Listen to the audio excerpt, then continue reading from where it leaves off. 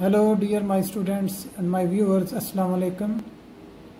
In the name of Almighty Allah, the most beneficent, the most merciful, today we will learn about the different types of sentences in English. I will try to explain first of all in simple and easy English, and then I will try to translate for my beginners who are learning lectures or English language from my video channel. Dear my students, let's learn today about the different types of sentences in English. आज हम सीखेंगे इंशाअल्लाह ताला कि कितने और कौन कौन से सेंटेंसेस हैं जो इंग्लिश ग्रामर में और इंग्लिश लैंग्वेज में इस्तेमाल होते हैं. तो मैंने इनको क्लासीफाई कर दिया है, इनके कुछ ग्रुप्स या क्लासेस बना ली हैं जिससे आप उनको इजीली आप समझ सकेंगे. फर्स्ट ग्रुप या फर्स्ट क्लासिफिकेशन क्या है कि सेंटेंस को हमने on the basis of meaning यानी मीनिंग की बुनियाद पर समझना है या परखना है. दूसरा ग्रुप जो है वो है on the basis of formation. ठीक है, तो ये जो तीन ग्रुप्स मैंने दिए हैं. तीसरा ग्रुप जो है वो ये है कि simple sentence, clause, compound sentence, complex sentence या कंपाउंड कॉम्प्लेक्स सेंटेंस क्या होते हैं. अभी हम सबसे पहले जो सीखेंगे हम कि फर्स्ट ग्रुप जो क्या है वो क्या कहता है, जो मीनिंग की बुनियाद पर इसकी क्लासिफिकेशन की गई है. Let's learn first of all the first type or the first sort of sentence, that is the declarative sentence, or we can call it assertive sentence और simple sentence. अच्छा, जो एक डिक्लेरेटिव सेंटेंस है या assertive या simple, ये तीनों को एक ही नाम दिया जा सकता है कि डिक्लेरेटिव या assertive या simple sentence. ठीक है, मैं कोशिश करूंगा कि फर्स्ट इसमें इम्पेरेटिव सेंटेंसेस तक इस वीडियो को कंप्लीट करके फिर वीडियो पार्ट नंबर 2 में मजीद जो इम्पेरेटिव सेंटेंस है, ऑप्टेटिव है, एक्सक्लेमेटरी है, पॉजिटिव सेंटेंस है, उनको अपनी बाकी वीडियोस में कंप्लीट करूं, क्योंकि एक वीडियो में ये सारे जो सेंटेंसेस हैं ये कंप्लीट नहीं हो सकते. तो सबसे पहले हमने सीखना ये है कि डिक्लेरेटिव सेंटेंस क्या होता है.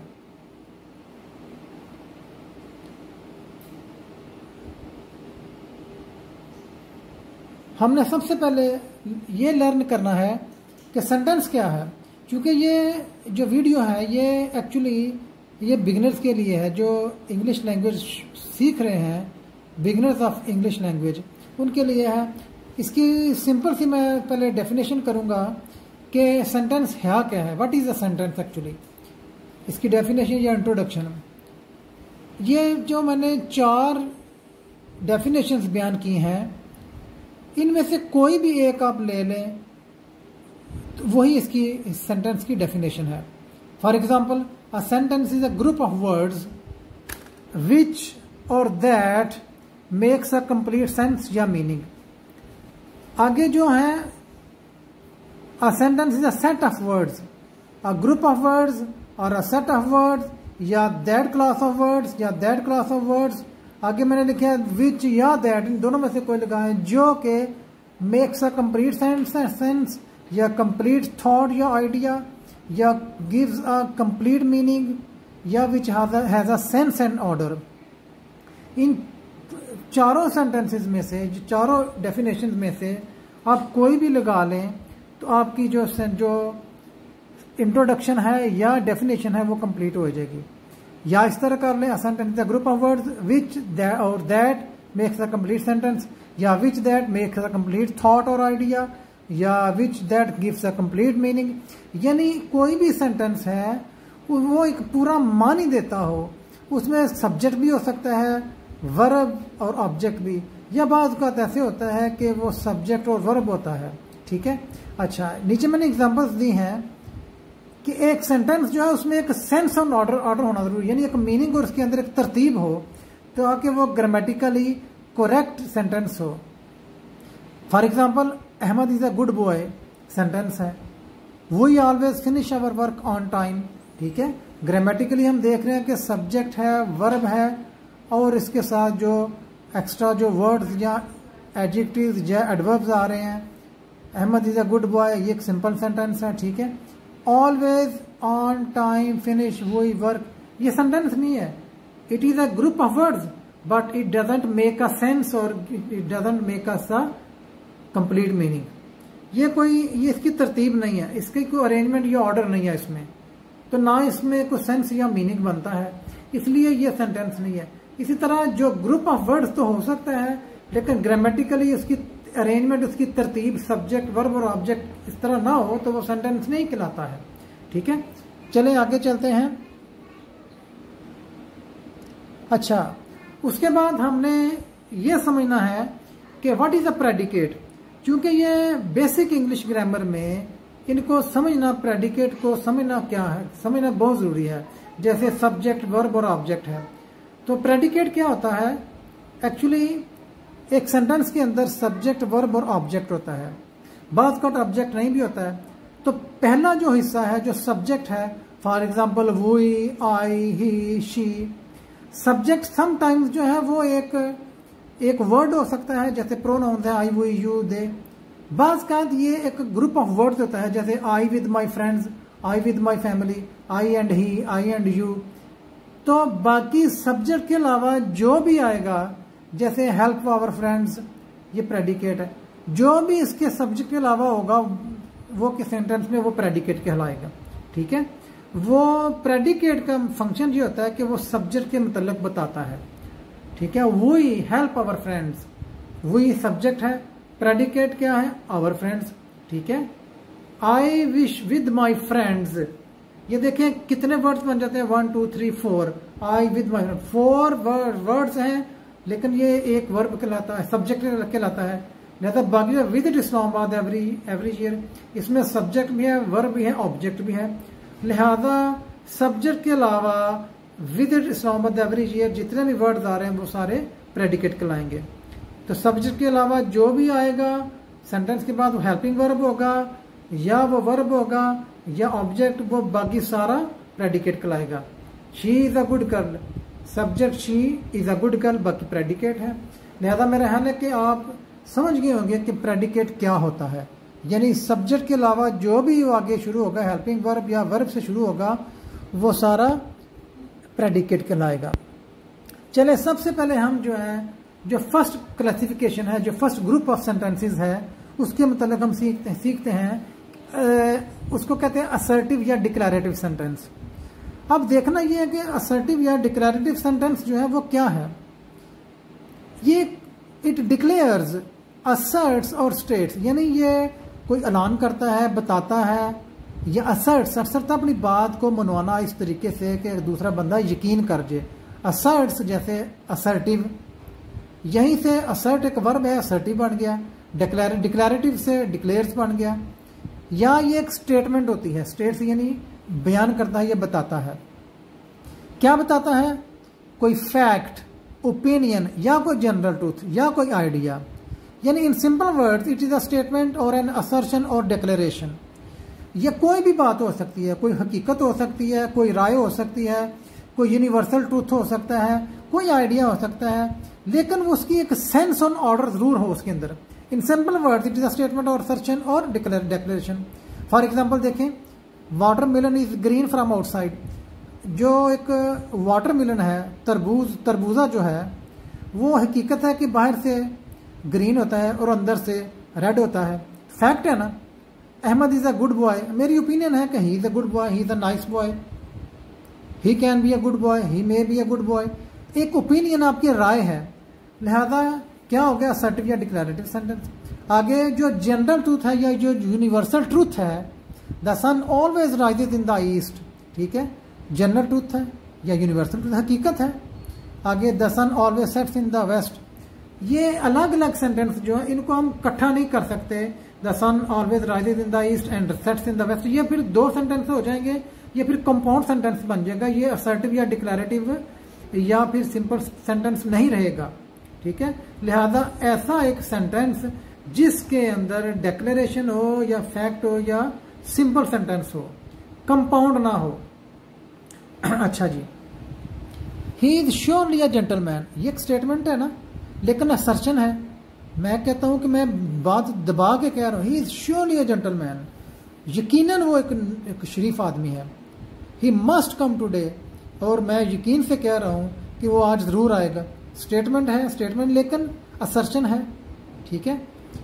वी आर डेफिनेटली मुस्लिम्स और क्रिश्चियंस, और ये क्या है, what is this, by the way it is a statement but it is assertion, यानी असर्ट, अपनी बात को हम मनवाने की कोशिश कर रहे हैं। The other person might believe or not, but this is a fact that I am trying to assert और कैरी माई पॉइंट, अपने बात मनवाने की मैं कोशिश कर रहा हूं, इसको हम कहते हैं असर्शन, ठीक है। अपना असर्टिव बिहेवियर शो कर रहा हूं। लिहाजा असर्टिव या डिक्लेरेटिव सेंटेंस या सिंपल सेंटेंस क्या है कि एक सिंपल स्टेटमेंट है, एक फैक्ट है, ओपिनियन है, कोई भी है, ठीक है, जिसमें एक सब्जेक्ट, वर्ब, ऑब्जेक्ट या सब्जेक्ट या वर्ब होता है, ठीक है जी। अच्छा, चलिए आगे चलते हैं। अच्छा, सबसे पहले आज हमने जो सीखना है, जो मैंने पहले स्टार्ट में बताया था कि imperative sentences, exclamatory, optative, positive sentences, different kinds हैं on the basis of meaning, on the basis of structure जो है या जो उसकी फॉर्मेशन, बनावट है, उसकी में हम बाद में डिस्कस करेंगे। अभी हम इंपेरेटिव सेंटेंसेस को हम सीखने की कोशिश करते हैं कि by the way imperative sentences क्या हैं, जिनको हम जुमलुल अमर या हुक्मिया सेंटेंस कहते हैं। एक्चुअली ये तकरीबन 5 से 6 या 7 किस्म के होते हैं। They express some command, order, request, advice, permission and direction or instruction, invitation, suggestion or a threat or intimidation. Such sentences may end with the sign of exclamation or period, that means full stop, depending upon its delivery. अच्छा, ये क्या ज़ाहिर करते हैं actually, ये कोई command भी हो सकता है या ऑर्डर, कोई रिक्वेस्ट भी हो सकती है, एडवाइस भी हो सकती है, परमिशन हो सकती है, या कोई डायरेक्शन यानी हदायत। जैसे हम मेडिसिन के बॉक्स पे या मेडिसिन की जो लीफलेट्स होते हैं या बाहर जो उनके कवर होते हैं उन पर लिखी होती है ना इंस्ट्रक्शन या डायरेक्शन होती हैं, ये कोई इन्विटेशन भी हो, कोई दावत भी आप किसी को दे सकते हो, कोई सजेशन या कोई आइडिया ऐसा हो सकता है, कोई आपकी कोई थ्रेट भी हो सकती है, यानी थ्रेट यानी कोई आप किसी को धमकी दे रहे हो या वार्निंग दे रहे हो, ठीक है। सजेशन क्या एक तजवीज़ हो सकती है। ऐसे सेंटेंसेस जो हैं वो या तो साइन ऑफ एक्सक्लेमेशन जो है एक के नीचे जो नुक्ता पड़ा हुआ है इस तरह एंड होते हैं, या उनके एंड पे फुल स्टॉप आता है या पीरियड होता है। लिहाजा ये डिपेंड करता है बोलने वाले पर, ठीक है। तो हम अपनी डिलीवरी से मुराद क्या लेते हैं कि बोलने वाला कौन है एक्चुअली, हमने इनको जानने की कोशिश करने के इंपेरेटिव सेंटेंस जो डिपेंड करते हैं कि बोलने वाला जो आपका बॉस है या फादर है या टीचर है, तो वो आपको जैसे वो बोल रहा है उसकी डिलीवरी हो रही है, स्पीच हो रही है, उसके मुताबिक या तो वो कमांड होगी या ऑर्डर होगा या रिक्वेस्ट होगी या एडवाइस होगी या फिर वो इनविटेशन होगी, ठीक है। इसमें ये होता है कि it needs an audience. Imperative sentences जो है वो हमारी कॉन्वर्सेशनल जो गुफ्तगू हमारी है, कॉन्वर्सेशनल लैंग्वेज है, उसमें हम ज़्यादातर ये इस्तेमाल होते हैं जो इंपेरेटिव सेंटेंसेस हैं, हुक्मिया सेंटेंसेस जो है। लेकिन ये जो डायरेक्शन जो हदायत होती हैं ये तो इसमें ऑडियंस का होना ज़रूरी नहीं होता। कोई जितने भी ट्रांसिस्टर्स हैं, इलेक्ट्रॉनिक्स जो डिवाइसेस हैं, इलेक्ट्रॉनिक्स डिवाइसेस या आइटम्स जो हैं, जैसे टेप रिकॉर्डर है, टीवी है, मोबाइल है, इनके जब हम कोई इनके अंदर से निकालते हैं, लीफलेट जो निकालते हैं उसके अंदर डायरेक्शंस लिखी होती हैं, उनमें ये होता है कोई ऑडियंस को रीडर होता है लेकिन ऑडियंस की ज़रूरत नहीं होती है, ठीक है। अभी हम देखते हैं कि कमांड, सबसे पहले हमें देखना है कि इसका फॉर्मूला क्या है, इनकी जो स्ट्रक्चर है, सेंटेंस की जो बनावट है या फॉर्मेशन जो है या कंस्ट्रक्शन ऑफ सेंटेंस है वो किस तरह होगा। ये स्टार्ट ही हमेशा इंपेरेटिव सेंटेंसेस की डेफिनेशन या इंट्रोडक्शन ये है कि ये हमेशा वर्ब से स्टार्ट होते हैं, ठीक है। और इनमें जो अंडरस्टूड या वाइडली एक्सेप्टेड जो सब्जेक्ट होता है वो यू होता है, लेकिन यू जो है ना वो हिडन होता है, इस्तेमाल में नहीं आता, ठीक है। तो सबसे पहले हम देखते हैं वर्ब आएगा, वर्ब की फर्स्ट फॉर्म, क्योंकि ये हमेशा प्रेजेंट टेंस में होते हैं, इनमें वर्ब होता है, ऑब्जेक्ट होता है, ठीक है, यू नहीं होता। बाज़ का तो हम नाम लेकर भी पुकार सकते हो, जैसे अहमद, प्लीज कम हियर, ठीक है। तो ये जो हुक्मिया सेंटेंस है, इंपेरेटिव सेंटेंसेस हैं, फर्स्ट ऑफ ऑल हम स्टार्ट करते हैं कमांड से। मसलन polish my shoes, polish my shoes कौन हो सकता है? आपका फादर भी हो सकता है, ठीक है। लेकिन देखना है कि बोलने वाला कौन है। ये या तो कमांडर होगा जो ऑर्डर दे रहा है, या कोई आपका बॉस हो सकता है, ठीक है, या आपका कोई सीनियर हो सकता है जो आपको कहे पॉलिश माई शूज, ठीक है, finish the work today for example. अच्छा, तो इनके एंड पे तो मैंने बताया कि फुल स्टॉप आएगा या पीरियड उसको कहते हैं। स्टॉप, डोंट मूव, जब आप किसी बात को फोर्सफुल बनाते हो, स्ट्रेस देके बात करते हो, शाउट करते हो, ठीक है, अपने नौकर को या अपने जूनियर को, उस वक्त इसके एंड पे फुल स्टॉप नहीं आएगा बल्कि साइन ऑफ एक्सक्लेमेशन या एक्सक्लेमेटरी मार्क आएगा। जैसे देखना, stop, don't move, shouted the policeman, ठीक है। या फिर बॉस आपको कह रहा है हरी अप, बात देकर डू इट। जैसे जब आप स्ट्रेस कर रहे हो तो फिर उसके एंड पे फिर फुल स्टॉप नहीं आएगा बल्कि साइन ऑफ एक्सक्लेमेशन आएगा या एक्सक्लेमेटरी साइन आएगा। अच्छा जी, get my car fix today, ये एक नॉर्मल उसको ऑर्डर दे रहा है, बॉस है या कमांडर है। अच्छा, फिर जब आप अपनी बात को स्ट्रेस कर रहे हो तो आप डू गो, जरूर जाओ, या कहते हो आप डू इट, जब आप बात को स्ट्रेस कर रहे हो, डू इट, जरूर खाओ, हमारी सेहत के लिए जरूरी है। तो भाई जब आप किसी बात को डू गो जब कहते हो, उस वक्त इसके आगे साइन ऑफ एक्सक्लेमेशन या एक्सक्लेमेटरी मार्क आएगा। तो जब ऐसे कह रहे हो डू इट, जैसे मैंने ये लिखा नंबर 5 और सेंटेंस में कि डू इट या डू गो, तो डू गो में मैंने बताया कि वो मतलब शाउटिंग कर रहा है कमांडर जो है। डू इट में ऐसे ही बता रहा है कि डू इट, जरूर खाओ, ठीक है। अच्छा जी, आगे जो है रिक्वेस्ट आ गई। रिक्वेस्ट में जैसे मैंने बताया कि ये हमेशा वर्ब से शुरू होते हैं। हेल्प मी प्लीज, रिक्वेस्ट है। Please tell me what he wants, ठीक है।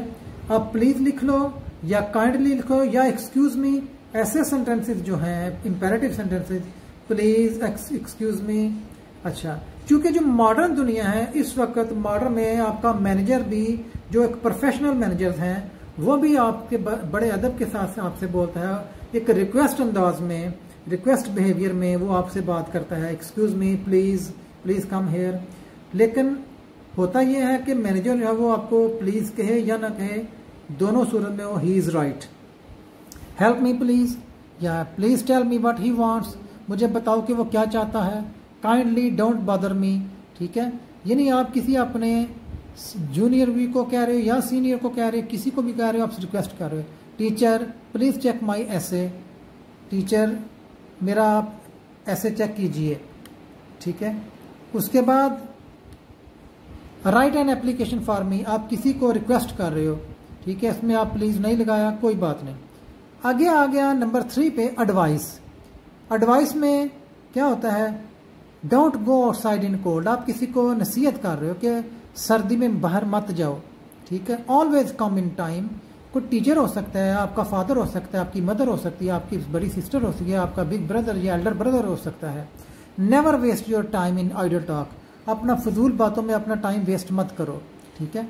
Do read a lot to improve your writing skill, जरूर रीडिंग ज्यादा करो अपनी राइटिंग स्किल को बेहतर बनाने के लिए। Eat just as much as you need, भाई उतना खाओ जितनी तुम्हें जरूरत है, उससे ज्यादा ना खाओ, ओवर ईटिंग ना करो। नेवर बॉदर द पुअर, अब पुअर्स को, गरीब लोगों को आप कभी भी परेशान नहीं करो। द पुअर, यहाँ पुअर्स नहीं आएगा, द पुअर आएगा जब दा लग गया, तो क्योंकि पुअर जो वो एडजेक्टिव है, एडजेक्टिव के साथ हम एस नहीं लगाते बल्कि दा कह के वो प्लूरल बन जाता है, ठीक है। आगे आ गया परमिशन। तो परमिशन में इंपेरेटिव सेंटेंसेस में क्या होता है कि परमिशन में हम ज्यादातर जो है लेट का इस्तेमाल करते हैं, क्योंकि जो दूसरी सेंटेंसेस की जो किस्में हैं जिसमें could, would, can, may, might जो लगते हैं, वो फिर सेंटेंस की जो स्ट्रक्चर जो है ना वो डिफरेंट हो जाती है, वो फिर इंपेरेटिव सेंटेंसेस नहीं रहते। इंपेरेटिव सेंटेंसेस जो आप डायरेक्ट आप किसी से परमिशन ले रहे हो और लेट का इस्तेमाल कर रहे हो। Sir let me go please, ठीक है। Kindly let Maria stay here. तो ऐसे सेंटेंसेस जिसमें लेट का आप इस्तेमाल कर रहे हो, तो लेट के बाद आएगा क्या, ऑब्जेक्टिव प्रोनाउन, जैसे मी, हिम, हर, अस, देम, ये ऑब्जेक्टिव प्रोनाउन हैं, ऑब्जेक्ट्स के तौर पर आएंगे। ठीक है, चूंकि ये नाउन भी हो सकते हैं, जैसे मैंने लिखा काइंडली लेट मारिया, मारिया तो नाउन तो है लेकिन ये ऑब्जेक्टिव प्रोनाउन है। ठीक है, क्योंकि ये लेट के बाद ऑब्जेक्ट आएगा, सब्जेक्ट नहीं आएगा। परमिशन में कह रहा हूं, और इंपेरेटिव सेंटेंसेस में kindly let Maria stay here, kindly मेहरबानी से, बराए मेहरबानी मारिया को यहां रहने दो। जब हम नेगेटिव बोलेंगे फिर हम नेवर भी कह सकते हैं, डोंट भी कह सकते हैं। Don't let them make a noise, ठीक है, प्लीज उनको यहाँ शोर नहीं करने दो, शोर मत करने दो, या उनको समझाओ। ठीक है, तो परमिशन में क्या हम करते हैं कि लेट का इस्तेमाल करके हम किसी से परमिशन, काइंडली, एक्सक्यूज मी या प्लीज इस्तेमाल करते हैं। अच्छा, आगे आ गया जो इंपेरेटिव सेंटेंसेस में इंस्ट्रक्शन या डायरेक्शन होती है। प्री हीट द ओवन, पहले ओवन को गर्म कर लो। ठीक है, keep all the medicine from the reach of children. आप देखते हैं कि मेडिसिन के कवर के ऊपर अक्सर ऐसी डायरेक्शंस या इलेक्ट्रॉनिक्स या इलेक्ट्रिकल आइटम्स जो हैं उनके ऊपर, या टीवी है, टेप रिकॉर्डर है या मोबाइल है, ऐसी सारी जो ट्रांजिस्टर जो डिवाइसेस हैं, इलेक्ट्रिक डिवाइसेस जो हैं, उनके आप कवर जो कार्टून को देखते हैं उनके ऊपर जो डायरेक्शन या इंस्ट्रक्शंस लिखी होती हैं, तो वो हमेशा इंपेरेटिव सेंटेंसेस में होती हैं। या be careful, think before you speak. ठीक है, तो ये क्या हो गया, इंस्ट्रक्शंस। आगे आ गया सजेस्शन। सजेस्शन में भी हम लेट का इस्तेमाल करते हैं। आप कोई तजवीज दे रहे हो या प्रपोजल दे रहे हो, लेट्स गो टू पार्क। ठीक है, लेट्स नॉट स्टे, आप कोई भी हो सकता है, ऑडियंस जो है, सुनने वाला या जो लिसनर है, आप स्पीकर, तो वो कोई भी हो सकता है। आप एक सजेस्ट कर रहे हो, सजेशन दे रहे हो, अपनी तजवीज दे रहे हो। Let's go to park, let's not stay here any more, यहाँ ज्यादा नहीं, आइए यहाँ हम ज्यादा देर नहीं ठहरेंगे, यहाँ से चलते हैं। Let's complete our work now, आइए आज हम अपना काम अभी कंप्लीट करें। Let's not violate law and order, आइए हम अपना कानून का एहतराम करें, अपने लॉ एंड ऑर्डर को हम वायोलेट ना करें, इसकी खिलाफ वर्जी ना करें। अच्छा, इसके बाद जो लास्ट में है वो है वार्निंग है, या थ्रेट है, या इंटिमिडेशन है। कोई भी आप किसी को वार्निंग देते हो या आप किसी को धमकी देते हो, थ्रेट या इंटिमिडेशन को धमकी कहते हैं, तो उसमें क्या आप करते हो, never even try to come here next time, यहाँ दोबारा मत आना। आप कह सकते हो कि यहाँ आपको मैं कत्ल कर दूं या मार दूंगा, आप ये भी कहते हो। Get out of here otherwise you will be killed, यहाँ से दफा हो जाओ नहीं तो तुम्हें मार दूंगा मैं, या तो तुम्हें मार दिया जाएगा। बी केयरफुल, ये देखें मैंने आगे लास्ट में बी केयरफुल के बाद साइन ऑफ एक्सक्लेमेशन लगाया, क्योंकि आप अपनी बात को फोर्सफुल अंदाज से, बड़े जोर से, जोर से आप कह रहे हो। ठीक है, तो लिहाजा एक जो लास्ट में रहेगी जो मैंने यहाँ नहीं लिखा, वो होता है एक आपकी invitation. Please join our dinner, please join our invitation. ठीक है, please join our party, please join my marriage party. तो भाई इसमें भी, इनविटेशन में भी आप जो है वो एक अच्छे तरीके से आप इंपेरेटिव सेंटेंस इस्तेमाल कर रहे हो और वर्ब की फर्स्ट फॉर्म इस्तेमाल कर रहे हो और आप किसी को दावत दे रहे हो। ठीक है, अच्छा, नेक्स्ट में हमने देखना है कि अभी मैं बताऊंगा कि दोनों में डिफरेंस बिटवीन डिक्लेरेटिव सेंटेंस और इंपेरेटिव सेंटेंस में डिफरेंस क्या हो सकता है। जैसे मैंने पहले भी बताया है कि डिक्लेरेटिव सेंटेंसेस वो होते हैं या असर्टिव सेंटेंस होते हैं या सिंपल, जिनमें जनरली आमतौर पर ये एक स्टेटमेंट हो सकती है या इंफॉर्मेशन है, एक फैक्ट है, एक जनरल ट्रूथ है। ठीक है, और इसकी जो फॉर्म सेंटेंस की जो स्ट्रक्चर है, जो बनावट है, वो क्या है, उसमें एक सब्जेक्ट, वर्ब या ऑब्जेक्ट होता है। Sometimes object is there, sometimes there is no object, but sentence is complete. ठीक है, तो भाई उसकी सेंटेंस की फॉर्मेशन, स्ट्रक्चर, या बनावट में भी फर्क होता है, उसमें सब्जेक्ट लाजमी आता है। जबकि imperative sentences show the command होता है, या ऑर्डर है, या एडवाइस है, या रिक्वेस्ट है, या डायरेक्शन है, या इंस्ट्रक्शन है, या कोई वार्निंग या थ्रेट है, या इन्विटेशन है। इसकी फॉर्मेशन भी डिफरेंट होती है, क्योंकि इसमें सब्जेक्ट या यू होता है, जैसे मैंने शुरू में बताया कि यू इसमें नहीं आता है।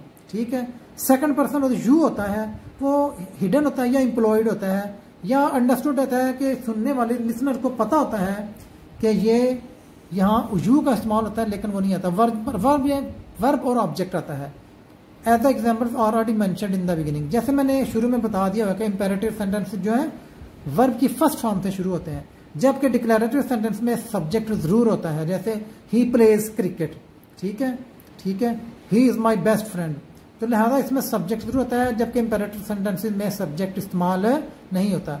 आइए हम कुछ अभी कोई प्रैक्टिस करते हैं, हम समझने की कोशिश करते हैं कि इंपेरेटिव सेंटेंसेस में रिक्वेस्ट क्या है, कमांड क्या है, एडवाइस, सजेशन, इंस्ट्रक्शन या डायरेक्शन या warning in the following sentences. देखते हैं कि इनमें ये सारे ही एक्चुअली इंपेरेटिव सेंटेंसेस हैं। हमने जानने की कोशिश करनी है कि कौन सी रिक्वेस्ट है या कमांड है या एडवाइस है या सजेशन है या इंस्ट्रक्शन है या वार्निंग है, हमने ये कोशिश करनी है। तो अभी आपकी प्रैक्टिस होगी, आपका टेस्ट होगा, आप बताएं क्या है, मैं फिर साथ साथ बताता जाऊंगा। Don't stay out at night, रात को बाहर मत ठहरो या रुको या बाहर मत जाओ, क्या है ये? नंबर 1 जो है या तो ये कोई कमांडर भी हो सकता है, ये एडवाइस भी हो सकती है, ठीक है, ये कमांड भी हो सकती है, ये ऑर्डर भी हो सकता है, या रिक्वेस्ट भी हो सकती है, एडवाइस भी हो सकती है, या ये आपको डायरेक्शन या हदायत भी हो सकती है। अच्छा, तो लिहाजा क्या है, अगर टीचर कह रहा है या फादर है या मदर है या कोई आपका सीनियर है, तो फिर ये एक एडवाइस होगी, don't stay out at night, ठीक है, यानी रात को बाहर मत जाओ या स्टे मत करो, दैट कैन बी डेंजरस। जिसमें आपको नजर आ रहा है कि एडवाइस है जिससे कोई खतरा हो सकता है, तो लिहाजा वो एडवाइस है। देखना यह कि बोलने वाला कौन है। थिंक बिफोर यू स्पीक, ये क्या है? ये एक एडवाइस है, ठीक है। Let's go for a walk और आउटिंग, ये क्या है? कोशिश कीजिए जानने की। I will speak later, let's go for late का इस्तेमाल हो रहा है, फिर क्या होगा? Let's go for a walk और आउटिंग, ये क्या है? लेट का इस्तेमाल है, जैसे मैंने पहले बताया है, आई हैव ऑलरेडी टोल्ड यू। इसमें क्या है कि ये है सुजेस्शन, जिसमें लेट का इस्तेमाल हो रहा है, ठीक है, तजवीज़ है। Please grant me alone, this might be a easy sentence for you beginners of English, ये इजी सेंटेंस हो सकता है आपके लिए। प्लीज का इस्तेमाल है, लिहाजा क्या है? ये रिक्वेस्ट है, ठीक है। अच्छा जी, number 5, keep electronic items away from water, ये क्या है? जैसे मैंने पहले भी बताया है, जरा गौर कीजिए, जरा सोचिए। Think before you speak please. Keep electronic items away from water या अवे फ्रॉम चिल्ड्रन या from babies, this is direction. Direction or instruction, ये कोई हिदायत हो सकती है, ठीक है। तो लिहाजा ये क्या है? डायरेक्शन या इंस्ट्रक्शन है कि अपनी इलेक्ट्रॉनिक आइटम को पानी से दूर रखें। Practice before exam, what is this? Try to understand, try to know. Practice before exam, number 6. Yes, let me speak now. ये है एडवाइस, ठीक है। Hurry up, hurry up, shouting हो रही है, हरी अप, साथ में साइन ऑफ एक्सक्लेमेशन है, क्या होगा? Hurry up. ये ऑर्डर है या कमांड है, लिहाजा शाउटिंग हो रही है, तो फिर क्या हुआ? ऑर्डर या कमांड, कोई आपका कमांडर या आपका बॉस आपको कह रहा है, ठीक है। तो ये क्या है? ऑर्डर या command. Stay away, don't come any closer, जी आप देखें कि एक्सक्लेमेटरी साइन या साइन ऑफ एक्सक्लेमेशन आया है दोनों सेंटेंस में। Stay away, don't come any closer, तो फिर क्या हो सकता है? ये भी एक कमांड है, ये ऑर्डर है, ठीक है। अच्छा, don't ever call me a dishonest, मुझे कभी भी बेईमान मत कहो, तो क्या होगा? ट्राई टू अंडरस्टैंड, ये वार्निंग है, थ्रेट भी हो सकती है, धमकी हो सकती है, लेकिन warning. Wash your hands first and then eat, जी ये क्या है? Wash your hands first and then eat, ये क्या है? ये एडवाइस है। इसको आप बोलने वाले पे या अगर किसी पेपर पे लिखा हुआ है लीफलेट पे, तो फिर क्या हो सकता है? ये डायरेक्शन भी हो सकती है। लिहाजा क्या है, अगर बोलने वाला आपका टीचर है या फादर मदर है, पेरेंट्स हैं, बिग ब्रदर है या सिस्टर है, तो फिर क्या है, एडवाइस है। Please join us for dinner, जैसे I have already told you that please join us for dinner. What is this? This is an invitation, ये एक दावत दे रहे हो आप किसी को। Thank you very much. I think you have understood all my lecture. आइए फिर इंशाल्लाह अपनी नेक्स्ट वीडियो में मिलते हैं, जिसमें मैं मज़ीद एक्सप्लेन करूँगा। आप आगे जो नेक्स्ट सेंटेंस आ रहे हैं वो आ रहे हैं, ये आज का हमारा इम्पेरेटिव है, नेक्स्ट है एक्सक्लेमेटरी। अगली वीडियो में हम मिलते हैं इंशाल्लाह। Thank you very much, have a nice day.